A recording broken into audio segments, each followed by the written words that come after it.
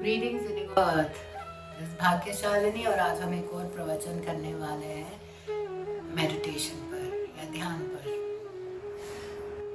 हमने ध्यान के साथ धारणा की बात की कि कैसे हम धारणा को लेकर अपने आप को ध्यान लगा सकते हैं। अब ध्यान लगाने का एक और बहुत ही सरल उपाय है ध्वनि। ध्वनि अगर हम कहें तो ध्वनि हो सकती है कि कोई भी इंस्ट्रूमेंट वादन जो है वो बज रहा है, उसकी ध्वनि पे हम लोग मेडिटेट कर रहे हैं और हम अपने आप को ध्यान एकाग्रित कर रहे हैं उस इंस्ट्रूमेंट पर या उस वादन पर जो बज रहा है। हम अपना सारा ध्यान एकाग्र कर रहे हैं उस इंस्ट्रूमेंट पर या वादन जो बज रहा है। ये जो चीजें होती हैं ये हमारे को उस मोमेंट में रखती हैं या उस पल में, उस क्षण में हम महसूस कर सकते हैं अपने आप को। और जब हम उस पल को या उस क्षण को महसूस कर रहे होते हैं, हम अपने अंदर एक उत्साह महसूस करते हैं। ये उत्साह ही सच्चिदानंद है। ध्वनि हम अपने अंदर भी कर सकते हैं, उसको ऊर्जित कर सकते हैं अपने अंदर। कैसे? मंत्र उच्चारण के द्वारा। मंत्र उच्चारण का ये बहुत महत्वपूर्ण है कि मंत्र उच्चारण करते वक्त जब हम वो ध्वनि निकाल रहे हैं तो उसका जो उच्चारण है वो सही हो, शब्दों को हम सही रूप से उच्चारण करें ताकि उसकी ध्वनि जो है वो सही आए। हर ध्वनि का अपना एक महत्व होता है, अपनी एक गूंज होती है जो हमारे शरीर में सारे हमारे सेल्स को वाइब्रेट कराती है। अगर हम लोग इसको आराम से मंत्र का उच्चारण करें और उस ध्वनि को अपने अंदर संतुलन होने दें, जैसे अगर हम ओम भी बोल रहे हैं तो हम ओम शब्द को अलग फ्रीक्वेंसी में बोल सकते हैं। जैसे हम शुरू करते हैं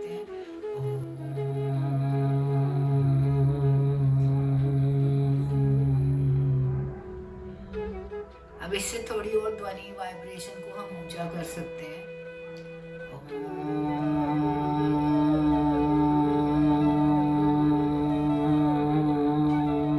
अगर हम इस स्वर में बोल रहे हैं, हमारा उच्चारण ध्वनि का इस स्वर में था, तो हम ये वाइब्रेशन अपने रेस्पिरेटरी सिस्टम में फील करते हैं। उससे पहले जो था वो हमारे पेट में ध्वनि थी।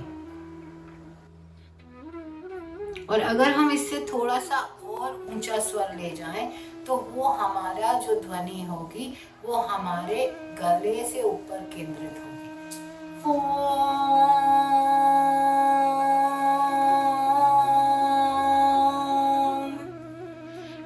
इससे हमने अपने स्वर को ऊपर उठाया है और हम इस सब को अपने अंदर अलग अलग प्रकार से हमें हील करते हुए पाएंगे।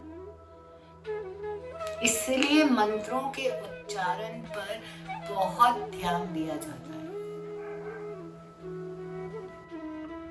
यही अगर हम जितने भी मंत्र होते हैं, मूल मंत्र होते हैं कई, अगर हम कोई भी मंत्र को, चाहे वो ओम नमो शिवाय हो, चाहे वो प्रेयर हो, चाहे वो या इलाहा इल्लल्लाह हो, ये सब चीजों को अगर हम उनकी ध्वनि को सही प्रकार से और उनके उच्चारण को सही प्रकार से करें तो ये हमारे को बहुत ज्यादा मदद करती है केंद्रित होने के लिए। क्योंकि जब हम उच्चारण कर रहे हैं, हम स्वर का ध्यान रख रहे हैं, तो हम ये ध्यान रख रहे हैं हम उस पल में हैं, उस क्षण में उस ध्वनि को महसूस कर रहे हैं।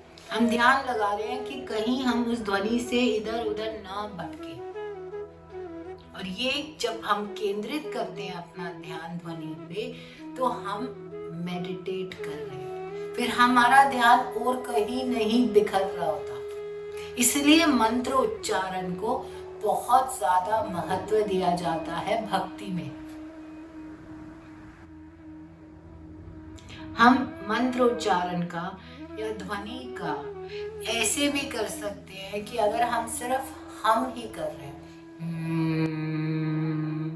ये भी एक वाइब्रेशन क्रिएट कर रहे हैं। और अगेन अगर हम इसके जो स्वर को हम ऊंचा या नीचा फ्रीक्वेंसी को करेंगे तो वो वैसे ही उस पर्टिकुलर ऑर्गन को अफेक्ट करती है।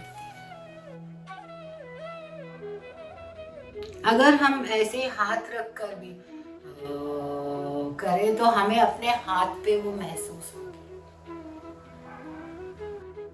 और ये कई बार बहुत अच्छा भी लगता है, बिकॉज बात ये है कि हमारे हाथ में भी बहुत सारी ऐसी नसें होती हैं जिनको वाइब्रेशन इमीडिएटली लगती है, वो पूरी बॉडी में कैरी करती है।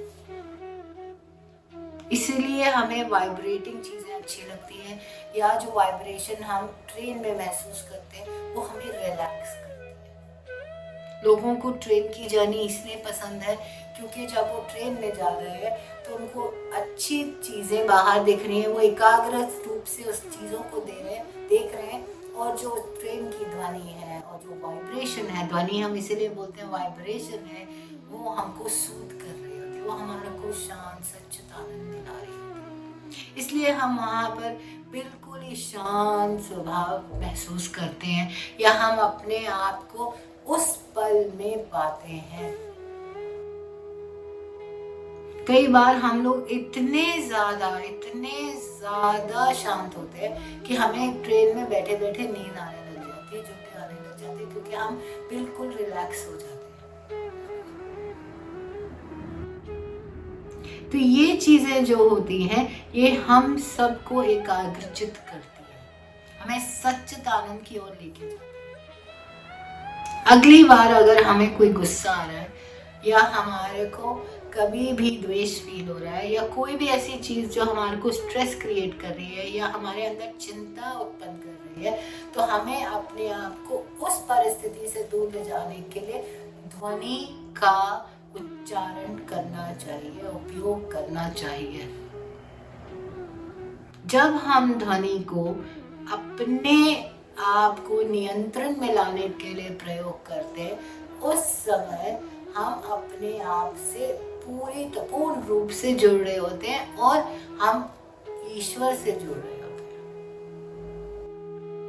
अगर आपको गुस्सा आ रहा है, आप गाना शुरू कर दें, ला ला ला ला कुछ भी, तो आप खुद ही देखेंगे कि आप एकदम आपका ध्यान गुस्से से हटता जाएगा। या लोग कहते हैं कि बैकवर्ड काउंटिंग करिए, क्योंकि आप एकाग्रचित्त हो जाते हैं 10, 9, 8, 7 गिनने की तौर पे, ताकि आप गलती ना करें। और जो उसकी ध्वनि होती है वो आपको शांत कर रही होती है। जो आपकी वाइब्रेशन नेगेटिविटी की आ रही होती है, गुस्से की आ रही होती है, उसको वो दबा देती है, क्योंकि वो वाइब्रेशन को ऊपर ले जाती है। क्योंकि आपने अपने आप को एक मैसेज दिया होता है कि जब भी हम बैक काउंटिंग करेंगे तो हम उस ध्वनि से अपने आप को गुस्से से दूर ले जाएंगे। हर चीज जो हमारे बुजुर्गों ने सिखाई या बताई है, वो हमारे भले के लिए है, वो हमें सच्चित आनंद में रखने के लिए है। परंतु हम इन छोटी छोटी बातों को ध्यान नहीं रखते, मद्देनजर नहीं रखते। अगर हम ध्वनि के रिदम में सिर्फ झूल भी रहे हैं, जैसे अभी हम हिल रहे हैं, ऐसे ऐसे डोल रहे हैं, तो ये भी हमारे अंदर जो एनर्जी है या जो हमारे अंदर मना शक्ति है उसको संतुलन में लाती है।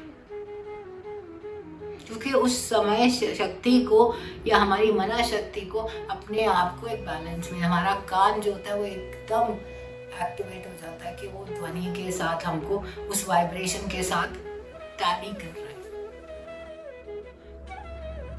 हम सोचते हैं कि साइंस और अध्यात्म दोनों अलग चीज़ें हैं, या हम लोग कभी भी अपने आप को हम कहते हैं लोग स्पिरिचुअल हो गए हैं।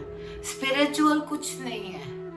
जब हम अपने आत्मा से जुड़ते हैं, हम ईश्वर से जुड़ते हैं, वो स्पिरिचुअल है। मंदिर में, मस्जिद में, गिरजाघर में, गुरुद्वारे में जाके बैठने से हम स्पिरिचुअल नहीं हो रहे हैं। ईश्वर को अपने अंदर पाने से हम स्पिरिचुअल हो रहे हैं, क्योंकि हम एकाग्रचित्त हो रहे हैं। एकाग्रचित्त हो रहे हैं उस ईश्वर से, उस ऑलमाइटी से, उस यूनिवर्स से, उस साइंस से जो हमको सच्चिदानंद की ओर ले जाती है, जो हमारे को हमारी त्रुटियों से दूर करती है। Thank you so much.